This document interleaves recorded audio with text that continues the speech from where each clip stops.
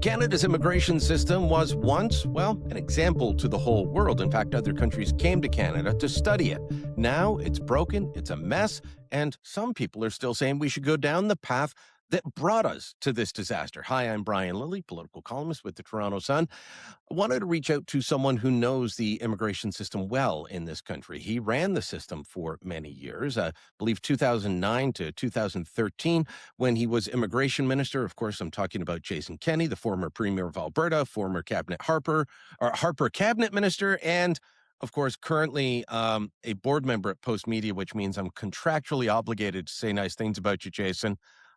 Just kidding. I can still say bad things about you. But uh, like was it 4 years or 5 years that you were in charge of the immigration system? 5 years, longest serving ever, even longer than Sir Clifford Sifton, the great immigration minister of the Laurier government. And lots of people are saying, "Oh, of course, Sifton." Uh, it's a name that Well, rings you a know bell me, for I'm a me. Canadian history buff, Brian, and so I plead guilty to that. It's the only reason I know the name is being a history buff as well. But okay, so let me ask you. Um, what's your overall assessment of where we sit now? And I know it's difficult to separate the Trudeau government from the Carney government. Now, Carney's trying to pull some things back, but not quite there. Just an assessment of where we are as a country in terms of the immigration system compared to when you left it or when the Harper government left it overall. And support was a lot higher. I mean, I've never seen so many people willing to say, just stop. It's all broken. Yeah. Brian, there seems to be a consensus amongst scholars who study immigration from left to right that the Harper era immigration policy of Canada, the policy that we helped to build, refine, reform, was the developed world's model system. It was based on the point system to select economic immigrants that Canada adopted back around 1970. But we refined that. We also fixed a lot of problems that were growing in the system, like huge backlogs, millions of people waiting for years, and lots of what I call integrity problems, illegal migration, huge numbers of fake refugee claims, fake immigration marriages, citizenship fraud, crooked immigration consultants, There, and so there forth. was a group that I wrote about back about 15 years ago.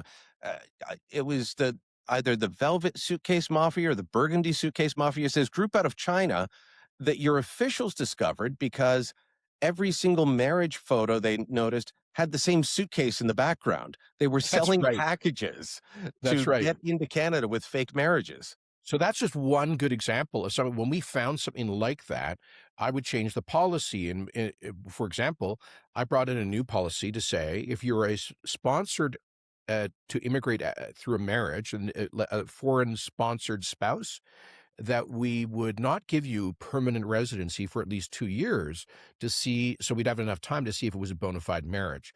Because there were thousands of fake immigration marriages where people will pay money, right, to a Canadian resident or citizen to be sponsored. So that's just one, I'll give you one example on the refugee determination system, the asylum system. When I came in, we were getting like 50,000 claims a year. It was taking us like 3 years to get to a decision on a refugee claim, years after that to deport a fake claimant. And they were often exploiting our generosity on healthcare, social housing, welfare payments, the rest of it. So we brought in some dramatic reforms to the refugee system that and imposed visas on countries that were major sources of fake refugee claims, like Mexico, Hungary, and as a result, we got the number of claims from 45,000 down to 5,000 or under 10,000. We were making decisions in 3 months and deporting fake claimants within months as well. So we did all of that, and so I won't say public support for immigration was unanimous, but it was the highest in the developed world. About And you still had 80%. a high number of refugees that you were bringing in for resettlement from camps and That's right. elsewhere, plus a high number of permanent residents, We try to immigrants. do things in a balanced way. We were not in any sense anti-immigrant. We had kept fairly robust levels. I get sometimes criticized from the right now for levels having been too high, but they were a fraction of what they were under Trudeau. We were admitting on average about 255,000 permanent residents a year. When we saw the temporary foreign worker program starting to run out of control, we clamped down on that, reduced intake there by over 80% on the low skilled TFWs. We had like, I think we had like 20% or 15% as many foreign study permits being issued as under Trudeau. So he comes to office, inherits this model system, which was really, where selected economic immigrants were generating higher than average incomes after 10 years in Canada. We were allowing high qualified foreign students who are doing like graduate degrees to get permanent residency because they're young and they speak English. Canadian degrees. We opened a skilled trade stream, so we got blue collar tradespeople and not just white collar professionals. We had the we were focusing on private sponsorship of resettled refugees, like churches and other faith groups that make sure people integrate successfully. It wasn't perfect, but it was a good, solid system, and we had really cracked down on abuse of our generosity. And then Trudeau comes in a spasm of liberal ideology and naivete, plus administrative incompetence, basically blows open the doors. Remember when Trump said he was going to bar certain countries from immigrating to the United Well, States? it started with Haitians who were under, they were allowed to stay due to the It's earthquake. called a TSR, temporary stay of removal in Yeah, the U.S. Trump lifted I that. believe that was 2010 or so was the earthquake. We had already, by the way, in Canada, told people that were here on the same thing, okay, it's time to go home. So we'd I already had done done, the same thing. I lifted that and other TSRs, to temporary stays of removal, because they were being abused. Trump comes in, says the U.S. is going to do the same thing. So you got a lot of illegal migrants from Haiti and Florida and elsewhere, and they Along the start road. coming north of the border. And then Trump comes in and he's doing those policies. Trudeau's response is, Canada is the refuge to the world. Well, guess what? When you say things as head of government, it actually has an impact. So there was a rush to the Canadian border. All these folks who had rejected asylum claims, were living illegally in the U.S., thought, oh, this Trudeau guy sounds really nice. He's going to give us a automatic residency in Canada. So there's lineups on the Ambassador Bridge and the Buffalo 40 report border crossing. And then we get the Quebec-Vermont border crossing illegal stuff happening, and we flooded the system. And then he more than doubles the permanent residency immigration target, and then he blows open the limits on foreign students and temporary foreign workers. And so we go from a total intake. If you take economic immigrants, temporary residents being students and foreign workers, plus asylum claimants, we go from a total under the Harper government of a few 100,000 to like over 2 million under Trudeau. He basically quadrupled intake. It's we're still feeling the effects of it, and I know that you got into a bit of an online spat with the Globe and Mail's international affairs columnist Doug Saunders recently. You were taking him to task. He was essentially advocating for open borders. Look, the United States under Biden had essentially an open border policy, and you can agree or disagree with that, but it has led to bad outcomes for the U.S. You can disagree with how Trump is trying to remedy that, but just saying, okay, let's open up our borders to everyone that the United States doesn't want now, that is not sound policy, which is what some are advocating for now. Yeah. So Doug Saunders, who's written a book on his basically his open borders ideology, and has written countless columns in the Globe and Mail on that. He kind of personifies this, what I call neoliberal open borders ideology, where they believe that no nation has any. Well, Justin Trudeau's infamous remark that Canada is the world's first post-national state with no core identity, that would sum up in a sentence Doug Saunders' view of the world. And so why not just let unlimited numbers of people come here because they're going to increase the size of our economy? Well, first of all, one small problem there. When you bring in a large-scale, low-skilled migration, people are struggling at the bottom of the labor market. Guess what? They actually pull down average wealth in the country. They might increase aggregate demand, that is to say, like the top line GDP number. But when you divide it by the denominator, the number of people coming in with increasingly low incomes, like, living 24 foreign students sharing an apartment and doing Uber Eats for their income, guess what? You're actually becoming relatively poorer as a country as your per capita GDP declines. And And what it's Doug not. Saunders also said in that exchange with me is he said, there's no such thing as illegal migration. I mean, I pointed out to him the black and on white law of the Canadian Immigration Refugee Protection Act, which says if you overstay as a temporary resident, if you stay beyond your authorized period in your visa, you are inadmissible to Canada. You are here illegally, and you are subject to removal, to deportation. This is not complicated. This is the ABCs of immigration policy. If you don't have rules like that, then you do effectively have open borders. Yeah, well, these are the folks that would tell you no one's illegal on stolen land, but get upset if you walked onto their Rosedale property or Outremont property, etc. Or Annex or Cabbagetown in his case, I'm sure. Yes, they would be very upset and call the police. Uh, the the idea, though, that it doesn't bring down wages. It's not people at the top. It's not folks like Doug Saunders who are going to suffer by bringing in large scale, low wage workers. It's people at the bottom, both those who are coming and those Yeah. already here. You know, Can I make I live in can I downtown Toronto. I see the Mad yeah. Max phalanx of bikes all over the city with people competing to get that Uber Eats order to deliver food to someone who doesn't want to leave their condo. It is a real struggle, and you see this each and every day. I doubt this is why uh, those folks came to Canada. It wasn't the dream that my parents had coming here. Hey, I can ride a bike in Toronto in winter to deliver somebody their food. They were hoping for more. And guess what? The people that they're competing for jobs and housing and everything else are hoping for more. It's the people at the bottom that get hurt.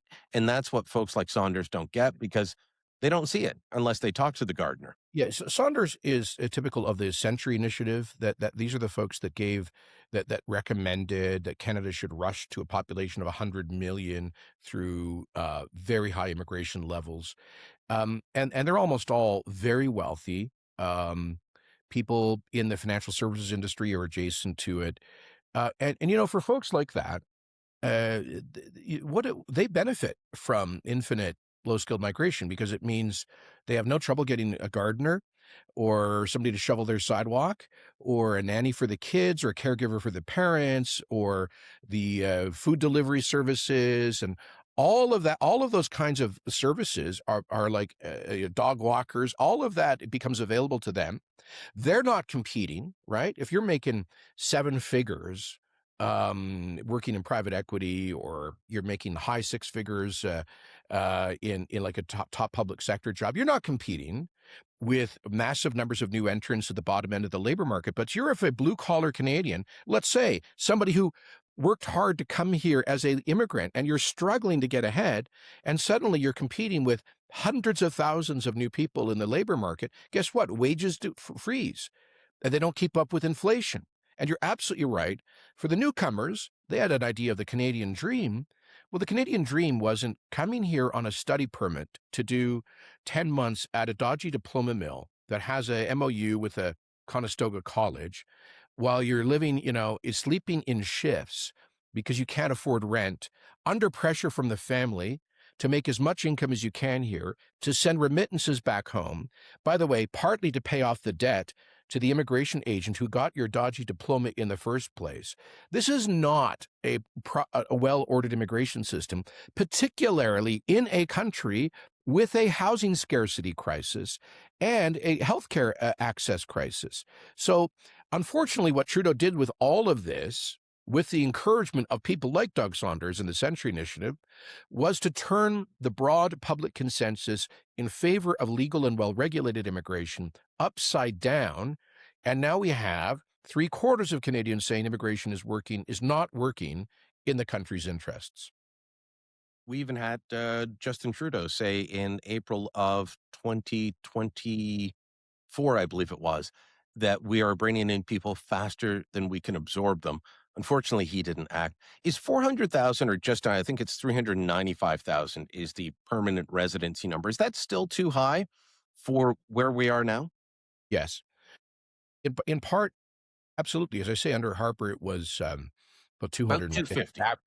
Yeah, it was a little over that, just 250 to 260, depending on the year. But no, so to maintain the 0.8% of population, you would have now like I don't know, 340,000 or so. But um, the point is, there's this huge overhang, okay, from the Trudeau era.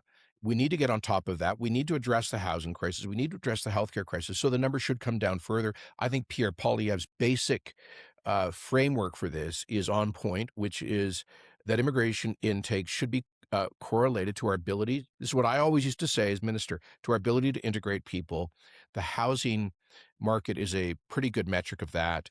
We're building about 220,000 housing units last year.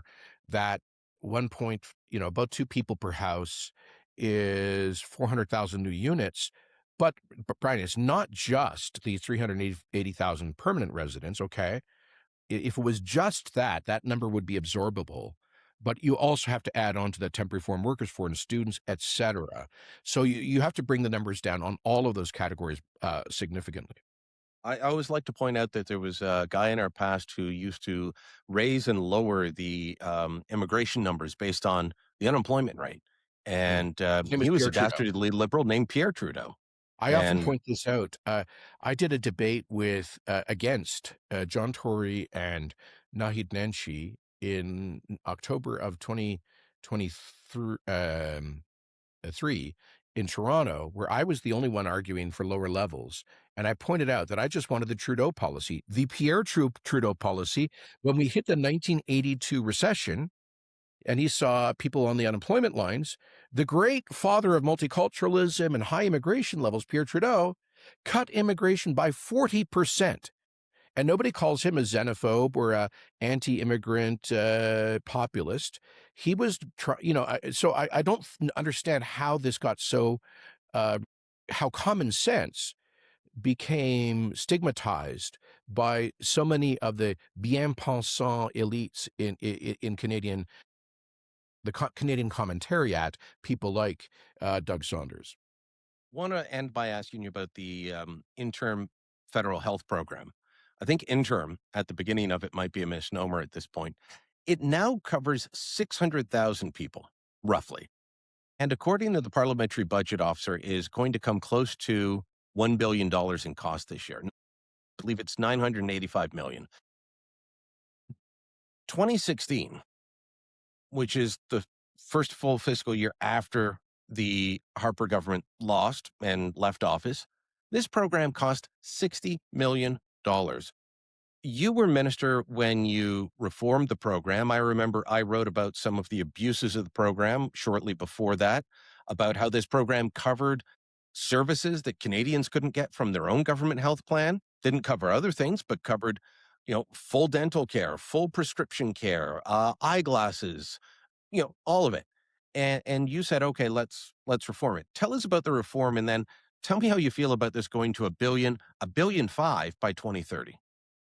Oh, it's enraging to me because these are people, to be clear, these are not people who have been found in need of Canada's protection and for whom we have a humanitarian and legal obligation. These are people who have been found to have false asylum claims. They abused Canada's generosity. And by the way, under Trudeau, the standard for assessing an asylum claim was lowered so far, by which I mean the rejection rate has gone way down, okay? And I entire think it went down countries. because we were getting embarrassed at how high it was during Roxham Road, when 60 to 70% of cases were being said, no, you're not a real refugee, get out. And so I can tell you from inside sources that under political pressure, the Immigration Refugee Board, which makes these decisions, has begun years ago virtually rubber stamping all claims from certain countries of origin. And I'll explain one reason is that if you're a adjudicator for the Refugee Board looking at one of these cases and you say no, you have to write a lengthy decision explaining your reasons, which is a bit of a hassle. You have to spend a couple days writing your decision. And then that decision is reviewable in the courts and so forth.